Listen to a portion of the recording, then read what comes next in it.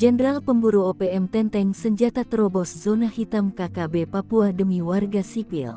Gerak Organisasi Papua Merdeka OPM yang berjuang demi warga sipil, rupanya hanya omong kosong belaka. Aparat TNI selain melakukan pengamanan, juga berjuang mensejahterakan warga sipil di Papua. Hal itu dibuktikan langsung oleh Panglima Kostrat Pangkostrat Letjen TNI Saleh, menenteng senjata menerobos zona hitam demi warga sipil di sana. Pangkostrat Letjen TNI Saleh menembus langsung zona hitam Papua dengan menenteng senjata. Letjen TNI Saleh yang berpengalaman di pasukan Kopassus itu datang langsung ke tempat yang disebut-sebut zona angker OPM. Sejumlah personel TNI turut menyertai kehadirannya. Pangkostrat menembus hutan belantara Papua Pegunungan demi menemui langsung pasukannya yang sedang bertugas di daerah Nduga. Kegiatan tersebut berlangsung pada Desember tahun 2023 lalu. Terbang langsung dari Jakarta, ia menemui sejumlah prajurit TNI yang tergabung dalam Satgas Mobile Unif 411 Pandawa Kostrat serta Satgas Intai. Jenderal Bintang 3 itu datang ke area masyarakat yang berjualan. Ia pun memborong dagangan para penjual di lokasi tersebut. Pangkostrat masuk tembus ke zona hitam di Papua untuk borong hasil bumi warga,